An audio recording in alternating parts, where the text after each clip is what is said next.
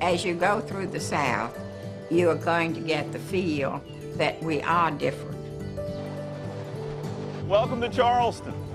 This is what used to be done on the plantations years ago. KGB, the killer green bean. The thing about Midnight and Savannah is that you can tell in the book how absolutely beautiful the city is. Railroad travel is so great because it feels old time. The countryside is just so glorious, and it's not from a highway, but you're right in the middle of it.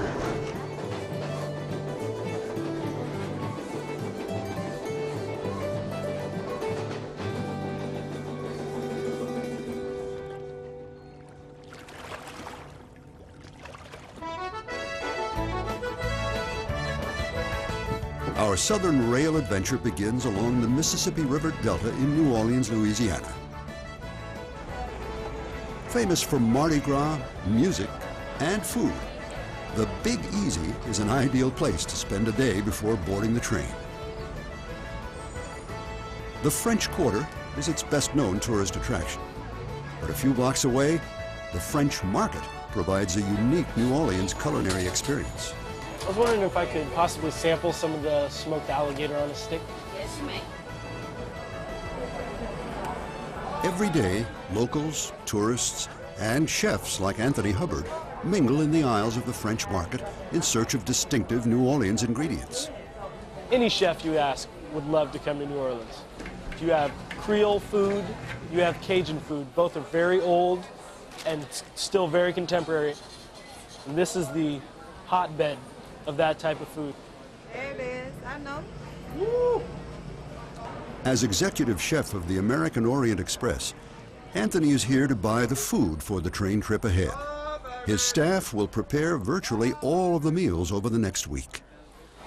On the American Orient Express, we consider our food and our service 5-star.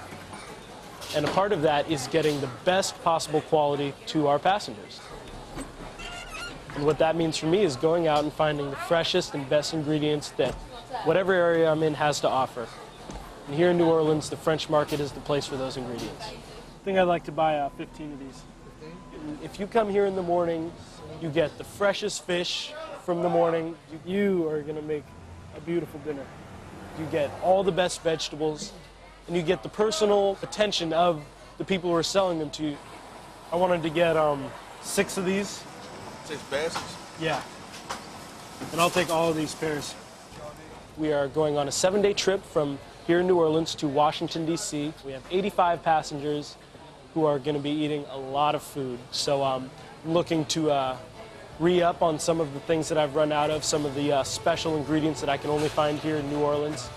These are delicious, and passengers always go for them. So I'm going to grab a couple different flavors. I wanted a bunch of the Louisiana bay leaf. This is good stuff. New Orleans is a wonderful food town.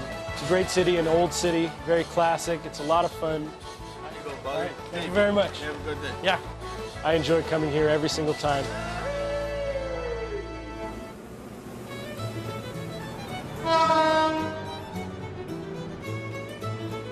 Our trip through the Old South is on board the American Orient Express, a private luxury train that offers rail excursions throughout the country. These rail cars have been restored to the elegance of the streamliner era of American railroading. The crew puts the final touches on the train as passengers arrive for an early evening reception and dinner on board. Brad and Ray Lamazzi. You're in cabin E. Come up here and I'll show you to your cabin.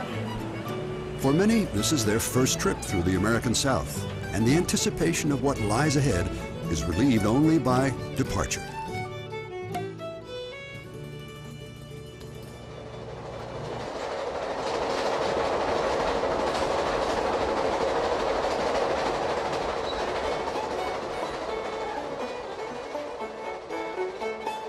The train leaves New Orleans, heading east in the early morning hours. This is a 7-day trip of nearly 1,400 miles. We pass through 8 states, with stops at some of the South's major cities, including Savannah, Charleston, and Richmond. Our final destination is the nation's capital, Washington, D.C. The first leg of the trip is a short journey from New Orleans to the port city of Mobile, Alabama. We cross into Mississippi and follow the beautiful Gulf Coast for many miles. This is an area of grassy lowlands and large freshwater lakes. It's not unusual to spot an alligator along this section of the route. As the train passes through towns like Bay St. Louis, Gulfport, and Biloxi, passengers have time to get to know the train and settle into the rhythm of the rails.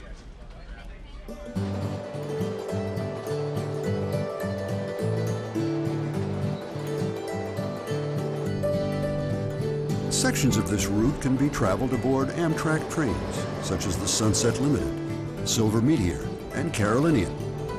And Amtrak locomotives pull the American Orient Express.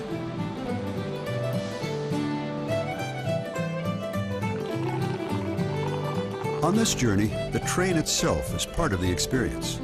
Surrounded by elegance, this is a chance to relive America's golden age of rail travel.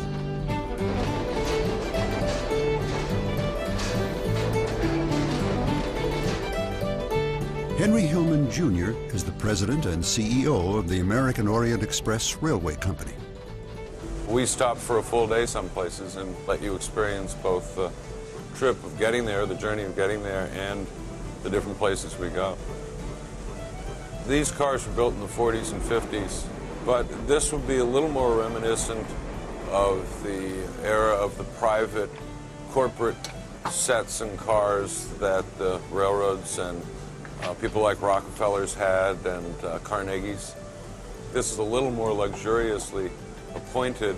It goes back almost to the 20s of the style of the interior of the cars.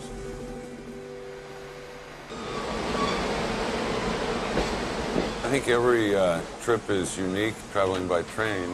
You get very close to the things you're passing. You can smell them, you can feel them. You stop at a crossing or for a train to go by, another train to go by, and you sit and you feel the desert or the bayou or the swamps.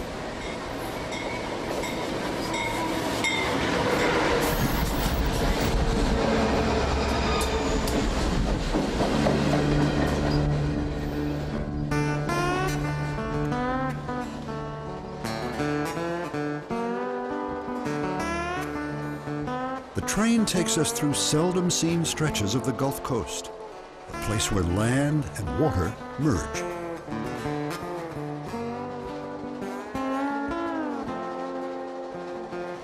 The spring has been a little slow to come in. I think it's because we had a dry winter comparatively. Nick Spitzer is a folklorist and host of public radio's American Roots. And railroad travel is so great because it feels old time. These beautiful old trains just give you a sense of that time past, but they're very present too. I mean, you're moving at a wonderfully mellow pace across the landscape. You don't have to have your hands on the wheel. You still see things from the trains that you don't see in the more groomed highway driving. It's especially true here because they built up a grade through what is essentially what we call a floating marsh. You see the backs of yards, you see shotgun houses and log cabins, junkyards and fishing camps, little dance halls and honky-tonks, the crossroads of towns. You see coastal marshes, tidal marshes, bayous, canals, and even the open Gulf on occasion. It's a kind of a liquid land environment. I think a lot of Americans, when they think of the United States, you say, well, how many coasts are there in America? Well, let's say there's two. There's the East Coast and there's the West Coast. They forget that there's a South Coast, a third coast, I like to call it, the Gulf Coast. And I like to say that it's south of the South. It's deeper than the Deep South. It's more connected to the Caribbean in a lot of ways culturally. It's got French and Spanish, African, Caribbean, Native American, all mixing together. Physically, it's different too because it's very lowland. It is the riverine lowland of the Mississippi Valley coming to the Gulf of Mexico. So between New Orleans and Mobile, you're really cruising the Gulf Coast.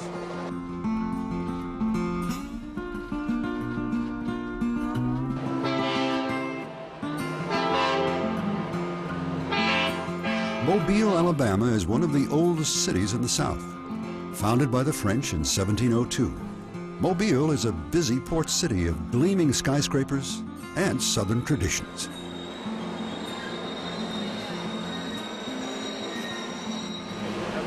Have a great day. We are welcomed to Mobile by the Azalea Trail Maids. Each year, 50 of the city's outstanding high school seniors are chosen and trained to serve as ambassadors of goodwill to Mobile's growing number of visitors. Mobile, some years ago, was referred to as America's best kept secret, but that is no longer the case. Velma Kroom has lived in Mobile all her life. It's a unique city. It is extremely southern, has the most wonderful, hospitable, friendly people in the world. And it is a wonderful place not only for adults to visit, but to bring their families as well. It's different in that we appear to be laid back, but don't let that fool you. We're really with it every minute. As visitors come into Mobile, Fort Condy would be a wonderful place to start your tour. It is a replica of the original French fort built in 1704.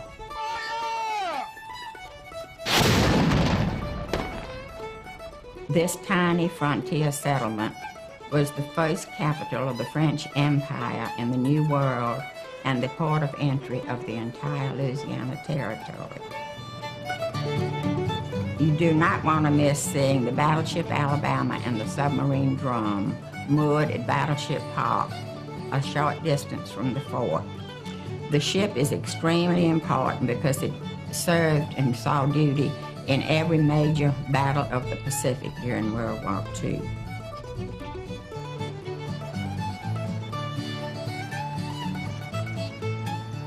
Mobile has preserved much of its past. There are over 4,000 buildings on the National Register of Historic Places. One of them is Velma Kroom's house. My home was built in 1869. It was purchased by the Kroom family in the 1870s when Major Stevens Kroom came to practice law in Mobile. We are in the 5th generation of the same family in the same home. As you go through the South, you are going to get the feel that we are different, and we are proud of our heritage, we are proud of who we are, and we have a great deal to be proud of.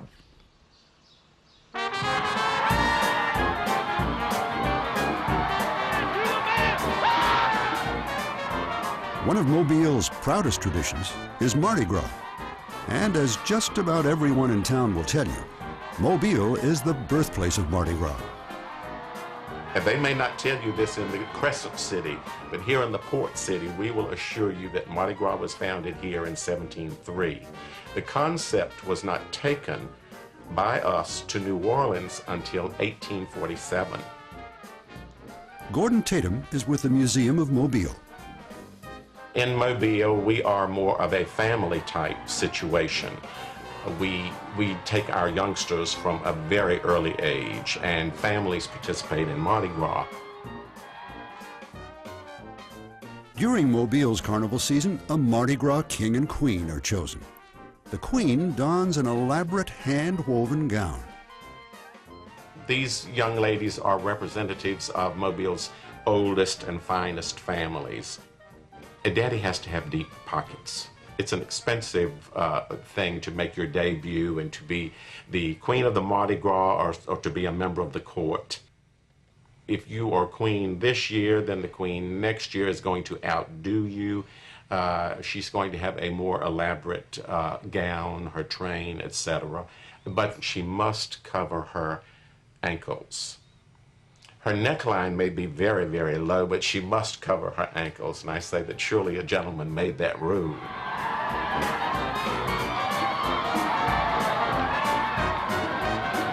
Mardi Gras is a fun time. It is a party which we have been doing for 300 years, so we think, by golly, we know how to throw a good party after all this time.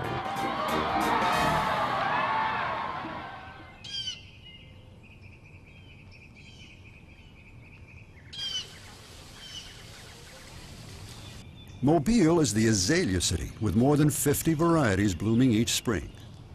A few miles outside of Mobile, 250,000 azaleas can be seen at one of the South's premier gardens, Bellingrath Gardens and Home. When he purchased the land in 1917, Coca-Cola bottling pioneer Walter Bellingrath planned to make this his country getaway. His wife had something grander in mind. This would still be a fishing camp if it wasn't for Mrs. Bellingrath and her love of flowers. Tom McGee is Bellingrath's museum director. The garden in their home in town in Mobile was a wonderland in the springtime, and Mrs. Bellingrath loved to buy more and more flowers, so as a result, a lot of that overflow of flowers made their way down to the fishing camp.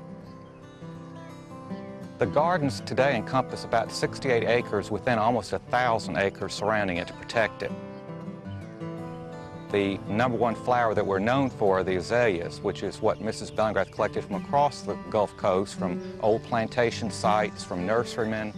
She had a network of people trying to find the most beautiful and unusual azalea types and varieties, as well as camellias.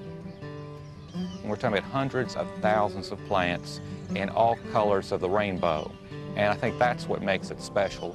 Mr. Bellingrath used to say that the gardens that he and his wife created were like a beautiful lady with 52 different gowns, one for every week of the year, that it's that kind of a change consistently throughout the year.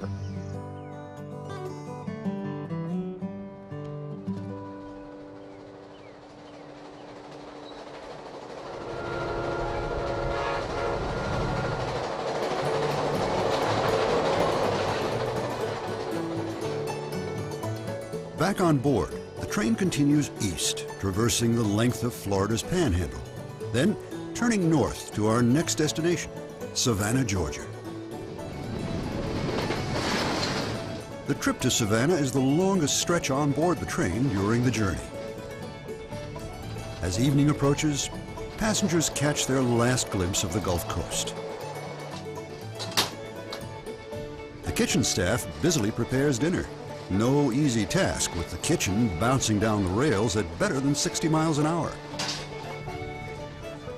Elegant dining is a railroad tradition. The planning and execution of tonight's dinner by Chef Anthony Hubbard maintains that railroading experience. Thank you. When the passengers come into my dining room, I have a few different goals for them as a group. For one, I like to challenge them and offer them possibly some new foods that they haven't had before. They're eating my food 3 times a day, 6 days a week, so I try to do a range of rich food, light food, and then I just try to make their experiences, as fun as possible. There's many things on the train that we cannot change for the passengers, such as the limited size of their berthing, the movement of the train. Sometimes we have late arrivals and departures. All of these things work against the passenger's experience, and the food is the one thing that we can keep consistent and keep them, coming back for more. Here is your prawn étouffée, dirty rice, and your filet tenderloin with butter beans and copper cream. The menu's based on a few different things. First of all, it's based on regional cuisine. Right now we're going from New Orleans to Washington, D.C., so you'll get a lot of southern flair throughout the menu. Things like okra and catfish, things that you wouldn't normally get if you're somewhere other than the South. I also incorporate classic train food. For example, tonight, a few of the classic train dishes that I will be serving is, for one, the salad, which is a tarragon marinated tomato salad with a sherry vinaigrette, and that was from the Harvey Houses, which are a famous line of train restaurants. I'm also serving a grilled chicken breast with a sweet corn relish. That is also the classic train fare. How are we this evening, ladies? I like to go out into the dining room every night after service to introduce myself to some of the passengers, get a little feedback possibly. I enjoy this because they enjoy this. It helps them feel more a part of the train as a whole. It also is the best way for me to see how things are going. What makes my day is when I walk up to a passenger to ask how they're doing. Sir, how was your meals this evening? Very good. Excellent. Their mouth is stuffed with food. There's crumbs all over the place. When they finally manage to stop eating for a second, they say, oh, the food was wonderful. So a genuine smile is the best compliment I can hope to receive.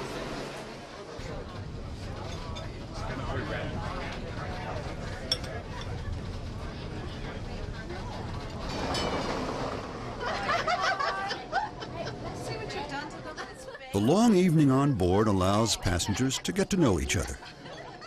La la, do re mi fa sol la, la la la. It is also a perfect time to relax with a good book. On this journey, the book of choice is Midnight in the Garden of Good and Evil. The true story of a Savannah murder. Midnight also provides an excellent introduction to this southern city. I was really enchanted with it. I thought the whole movie and the whole story was very interesting. I thought the actual the scenery in the movie and just the way the movie was taken and everything about it was very enchanting. It makes us want to see Savannah more because of the movie. So we've seen parts of it, now we want to see all of it.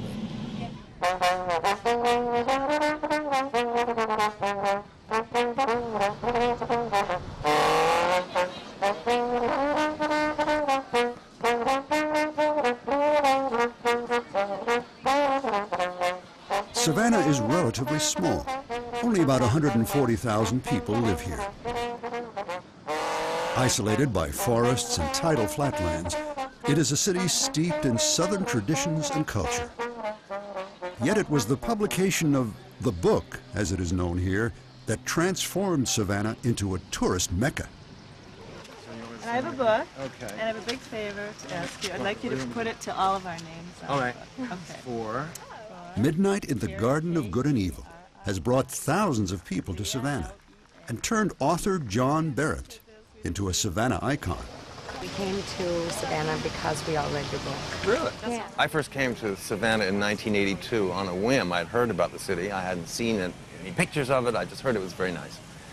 But when I arrived here, I was completely overwhelmed by the beauty of the place. It's a magically beautiful, seductively beautiful city.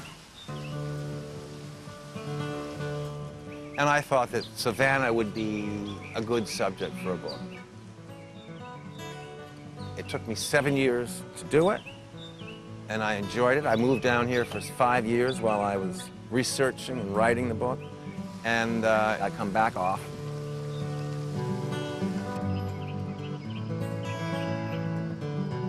Savannah has a remarkable tradition of historic preservation.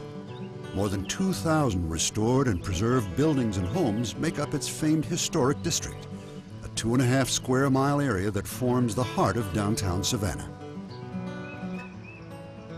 I would say probably the unique element of Savannah is its squares. And those date from the very first day of the colony of Georgia. So that every other intersection now, today, you have a square. They're all beautiful. And they're all different sizes as well. They are absolutely beautiful mini parks. It was in Savannah's Chippewa Square where actor Tom Hanks waited for his bus in the movie Forrest Gump. But Monterey Square is by far Savannah's most notorious. For it is here that you'll find the Mercer House. In 1981, a scandalous murder occurred in this pre-Civil War mansion. The crime would shock the city and become the centerpiece of Midnight in the Garden of Good and Evil, which has become the unofficial guidebook of Savannah. The thing about Midnight and Savannah is that you can tell in the book how absolutely beautiful the city is. It was one of the things that I was very careful to transmit as well as I could, and that was the absolute beauty of the city. So that comes through, and it doesn't surprise me that somebody reading the book would want to go and see Savannah. And of course, I'm delighted for Savannah's sake.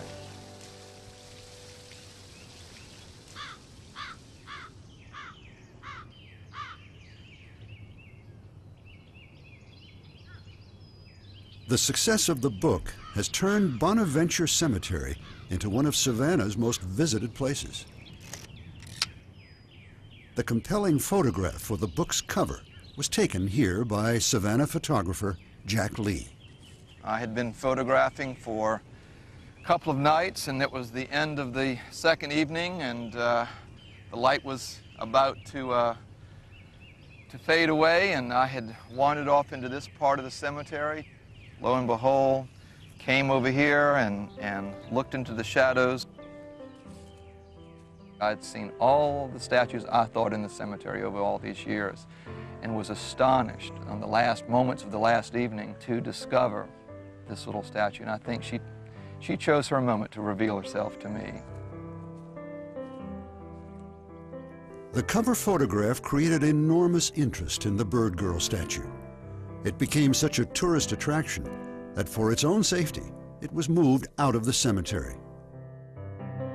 The Bird Girl statue is now on exhibit at Savannah's Telfair Museum of Art.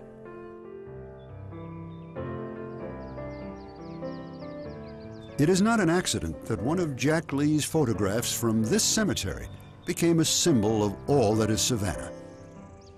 Bonaventure Cemetery is a place that I've been coming all my life, and when you look around here and see that it is truly a layer upon layer of Georgia history. The cemetery really hasn't changed since the 18th century. And I think this is what people have really discovered. I mean, we've had the doorway flung open by midnight, but it's flung open all these hidden treasures. There's the Johnny Mercer gravesite, and of course, Johnny Mercer is the voice of Savannah in terms of his wonderful songs that he wrote. And when people visit the Conrad Aiken Bench, they are paying tribute to one of Savannah's greatest poets and writers. Bonaventure Cemetery has probably got one of the most incredible displays of live oak trees, which have been one of my favorite subject matters over the years. I think the live oaks truly are our monumental architecture of the Georgia coast. They are just magnificent beings. They all have personalities, they're all draped in Spanish moss, and they are living history.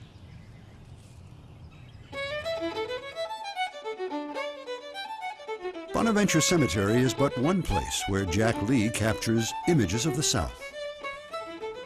My photographs have been about the folks who make a living from the water, the oystermen, the shrimpers of this incredible coastline, as well as the folks who make a living from the land, the cotton farmers, the peanut farmers.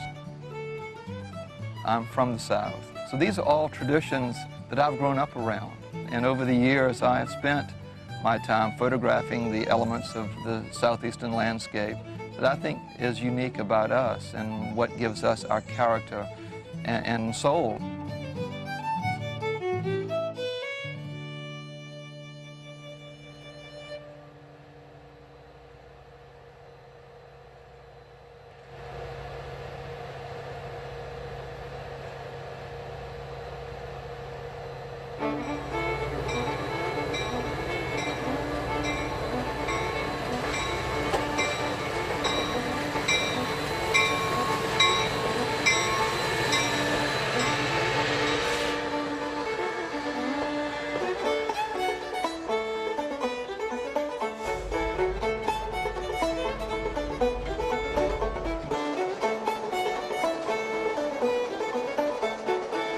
Another early morning departure gets us underway for the relatively short trip north from Savannah to Charleston. Stands of Joshua and palmetto trees line the route.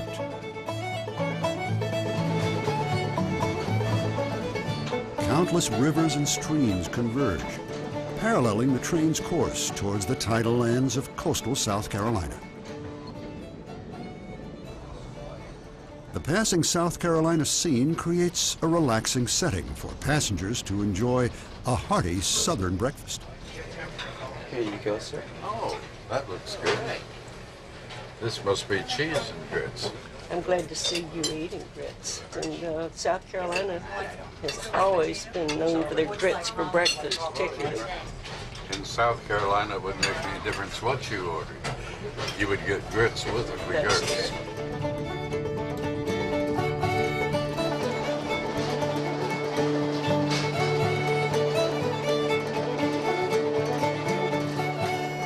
is our second trip on the train, and we're from San Diego.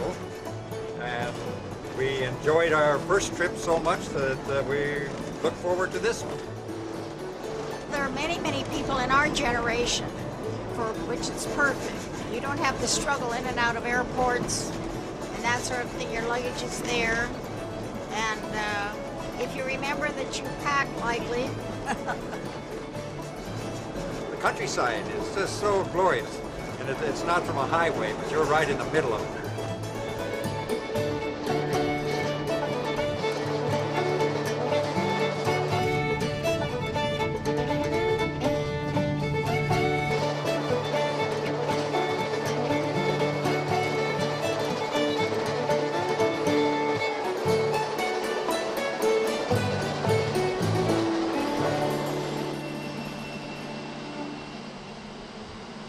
Charleston, South Carolina is one of the nation's most architecturally significant cities. Despite hurricanes, fire, and war, it has preserved a rich cultural heritage. So many historic structures have been restored that its skyline looks more 18th century than 21st century. The first shots of the Civil War were fired at Fort Sumter in Charleston Harbor. Boat tours offer a glimpse of the island's defenses and wonderful views of Charleston's colorful waterfront.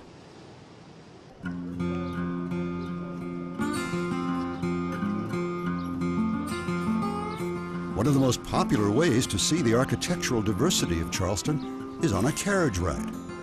Look along the back, folks. You see the glass roof in the Tom back? Doyle moved here from the north in 1966.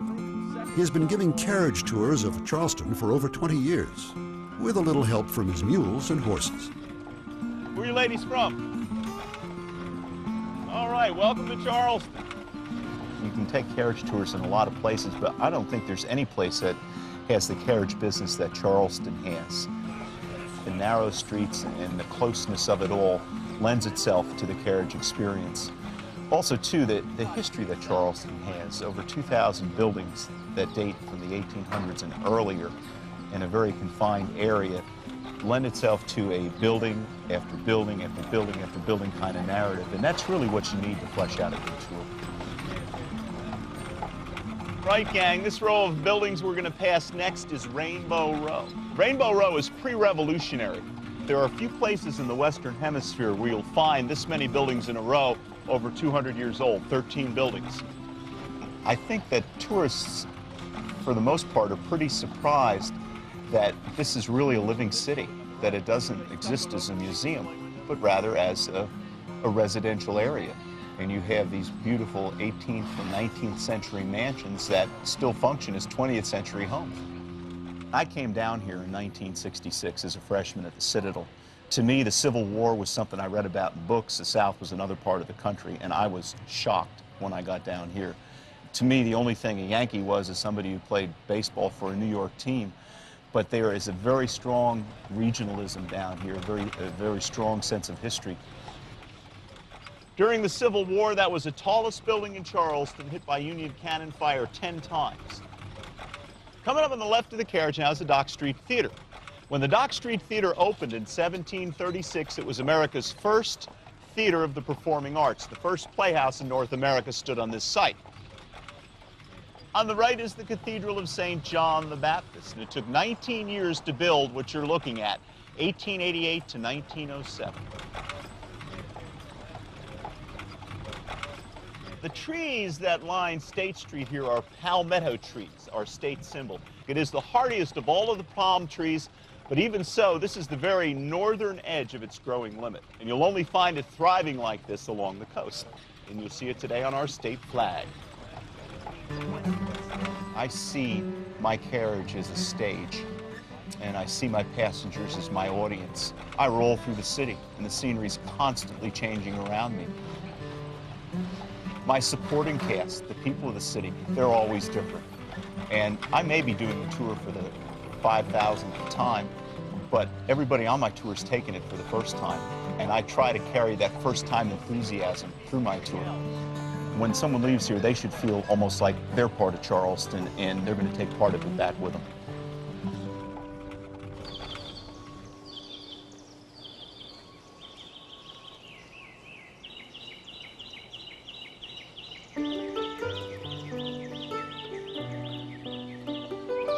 On the outskirts of the city lies the Ashley River area.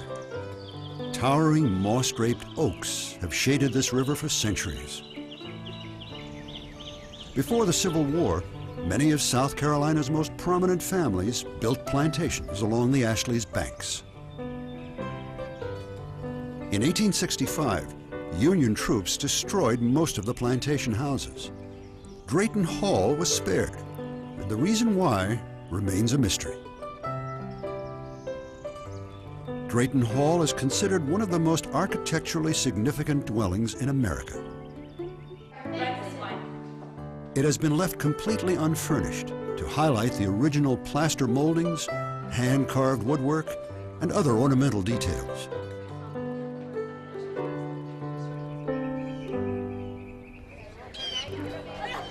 Drayton Hall's expansive grounds provide the perfect backdrop for a favorite low-country tradition, a good old-fashioned barbecue and oyster roast. When you cook a piece of meat and the bone falls out like that, you know you cooked it right. Ham and carrots and wax beans and fresh green beans, smoked neck bone Vidalia onions, and you're good to go. And KGB, the killer green bean. As with any South Carolina low-country get-together, there's plenty of food. But the real draw here is the oysters. Drayton Hall director, Dr. George McDaniel. This is what used to be done on the plantations years ago. They'd have these outdoor occasions like this. Family and friends would come by. Oysters were plentiful, a lot more plentiful then than they are now. They would gather them up locally, bring them back. They wanted to leave them in the shell and roast them in the shell because that preserves the flavor. It's that wonderful salt water that's in here that's retained, and then when that's steamed, that modestly cooks the oyster, but doesn't cook it too much, or otherwise you lose your flavor. The bigger ones are a little bit better than these little teeny ones, but you gotta take them all. Oh, look at this one, Ann. You'd think we had nothing to eat all day. You just see that the steam pops them open, as you can see here. So you take this oyster knife and then come in like so, and then open it up. And then you come in and then cut the muscle underneath it like that.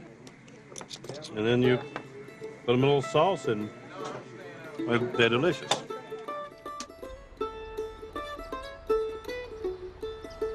Just upriver from Drayton Hall is the site of another former plantation, Middleton Place. Once the home of Arthur Middleton, a signer of the Declaration of Independence, the original mansion was burned to the ground in the waning days of the Civil War.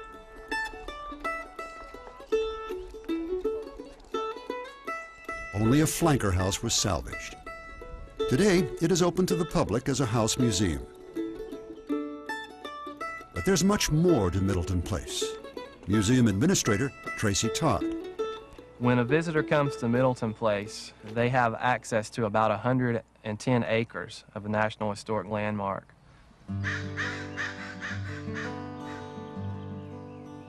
About 65 acres of that include a formal garden. That formal garden has many of the same aspects or same characteristics of gardens from England, such as the octagonal garden, the use of geometric shapes, the use of ponds for reflecting light and for reflecting the garden architecture. Low-country wildlife abounds on the grounds and in the ponds here. But watch your step, for the animals have the right of way. The beauty of Middleton Place could lull some to forget that it was enslaved human beings that made plantation life possible. We don't try to hide the fact that these gardens were developed by slave labor, and most of the buildings here that exist were built by slave labor. You'll hear interpretation of the lives of enslaved Africans and the types of jobs that they did on various plantations, including Middleton Place. Today, you'll see a working craftsman, a carpenter, a cooper, potters, working as they would have on plantations in the 18th and 19th centuries. Middleton Place has a lot to offer visitors. If they're interested in history, they should definitely put the Ashley River on their itinerary because of the plantations that have been preserved here.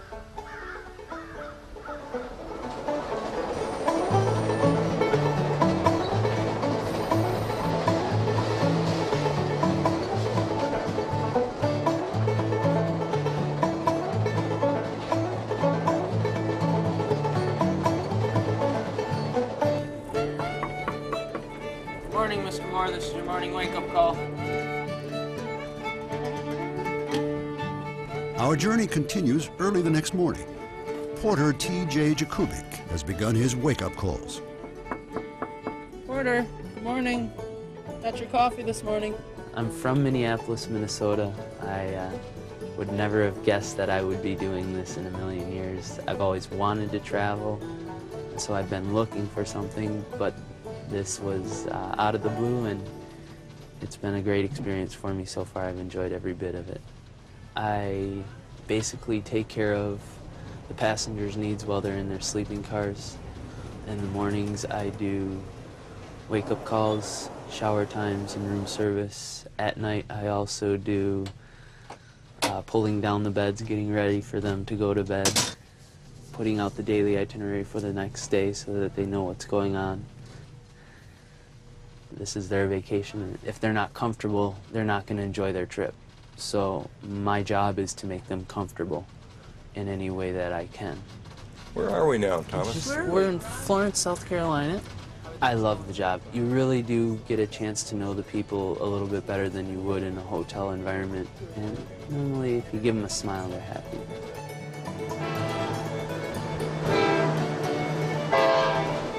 Our journey continues through rural South Carolina into North Carolina on our way to Richmond, Virginia.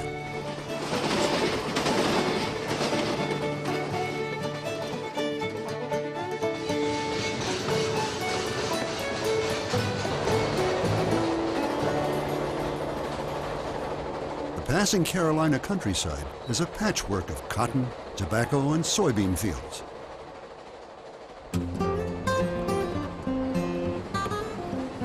Our route takes us along the original main streets of many small southern towns.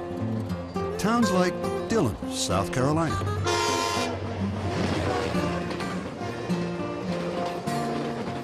And Fayetteville, North Carolina. The track's proximity to Main Street is not a coincidence. In times past, the railroad was the primary link to the rest of the country, both socially and economically.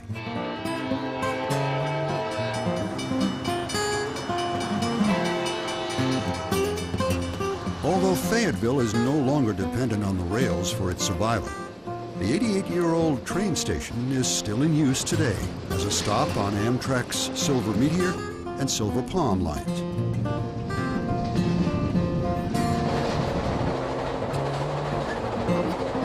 This is the longest daylight stretch on board, giving passengers a chance to enjoy the views and the train.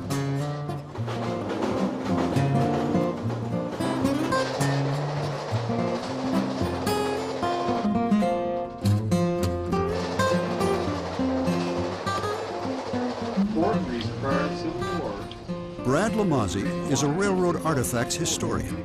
He's on board to share tales of railroading's past and his extensive collection of railroad travel brochures. Well, since most passengers were on the train for adventure, by having a travel guide to learn about the towns that they were going through, they were able to get more of what they wanted out of their journey. They provided information about climate, agriculture, interesting industry, hunting and fishing, all the things that people were interested in. They were also produced in fictionalized narrative forms where they would have characters portray journeys across the country and their experiences when they found different adventures along the way. So they're very fascinating to read. Oh, and we have the dome card. Every time you read them, you go back into the past. And you can look at them lots of times and get more out of them each time.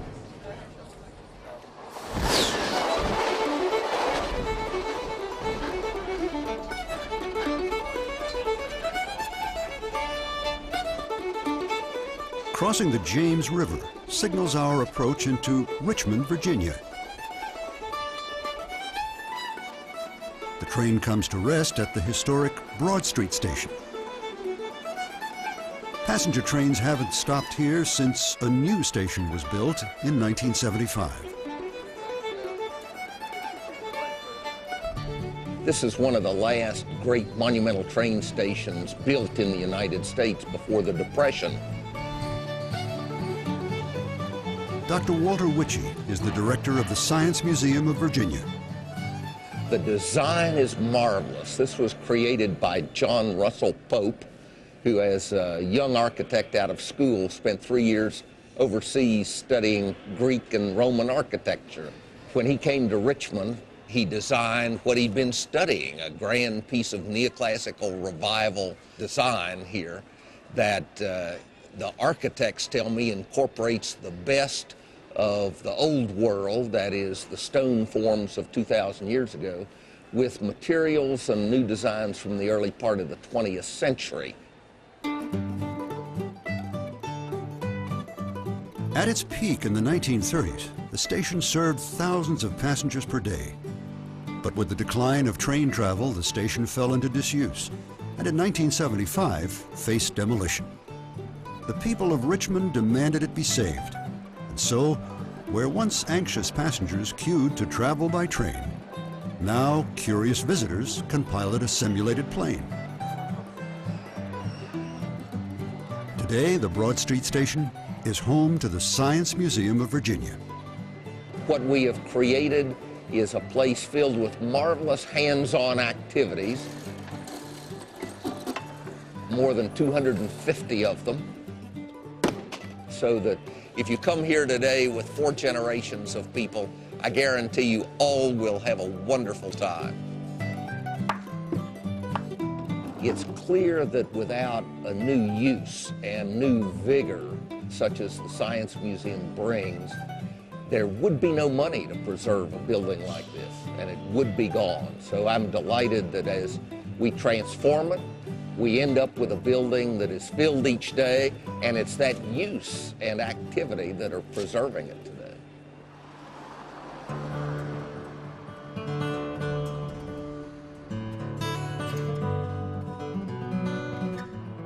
Richmond, Virginia played a crucial role in American and Southern history. During the Revolutionary War, it was the capital of the provisional government. During the Civil War, the capital of the Confederacy. Its Confederate past is remembered citywide with statues, monuments, and through the preservation of places like Hollywood Cemetery, the final resting place of 18,000 Confederate soldiers.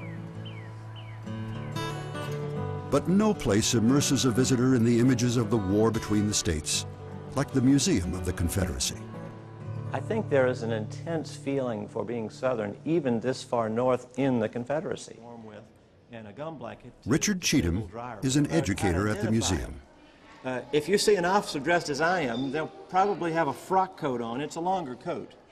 And he helps explain and interpret the museum's exhibits by becoming a person from the South's past. Right now, I know where the Army is. I just left. They're up there west of Fredericksburg. But when I'm ready to come back from a furlough, there's no telling whether they'll be there or not. They don't wait on me. The museum's halls display the largest collection of Confederate artifacts in the world. Controversial symbols of a time of war, a divided nation, and of the Confederacy's defense of slavery. To walk through the galleries of this museum, you're given an almost eerie feeling sometimes when you look at the things that surround you. It's awe-inspiring to see the actual battle flags that were carried in the field with the bullet holes in them and uniforms with bloodstains on them. The items that surround you are so filled with important memories. So this museum is an important stop for anybody who wants to see more and learn more about Richmond's part in the war between the states.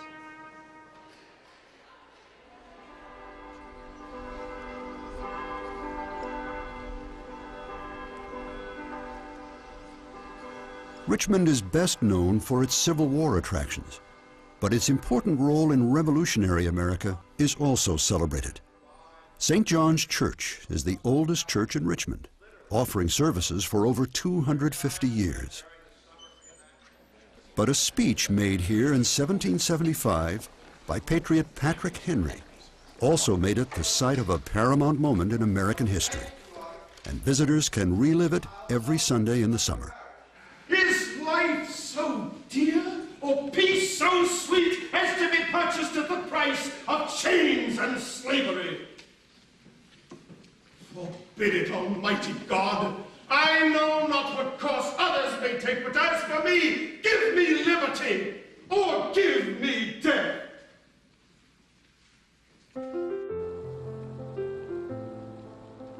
Virginia's state capital is a place where both the state's Revolutionary and Confederate past are remembered.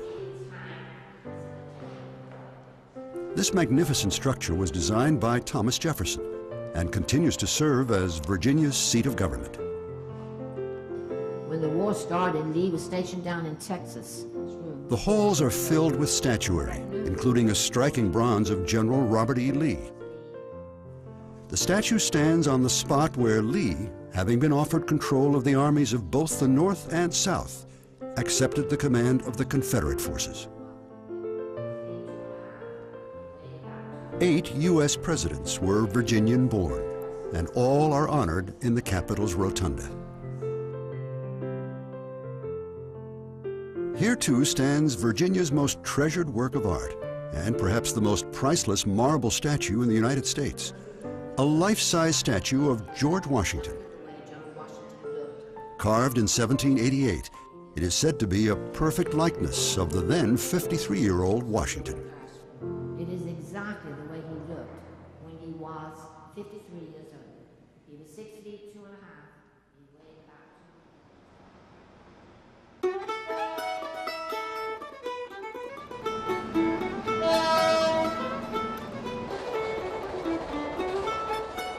Our final day begins in the early morning with the short 109-mile jaunt north to Washington, D.C.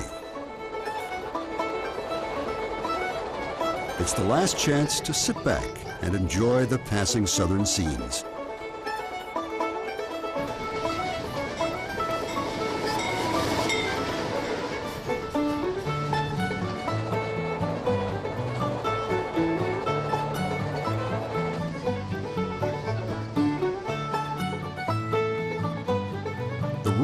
Wooded hills of rural Virginia are gradually replaced by a more urban landscape.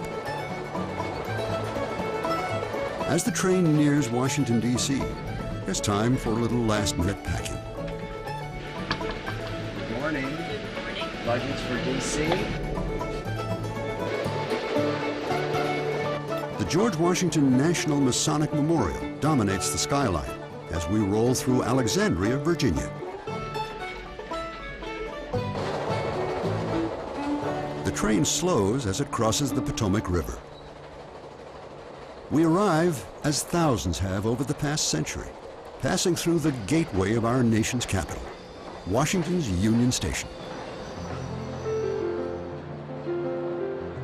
Construction began in 1903, the same year the Wright brothers successfully flew their airplane, marking the beginning of the end of the golden age of rail travel. In 1988, thanks to a 2-year, $50 million restoration project, Union Station is again a transportation palace. Today, visitors can browse the many shops, take in a movie, enjoy a meal, or take a train. But for the passengers of our train, arriving at Union Station marks the end of their southern sojourn. All righty. Thank you very much. Sir, we loved it. Good, good. Thank you very much.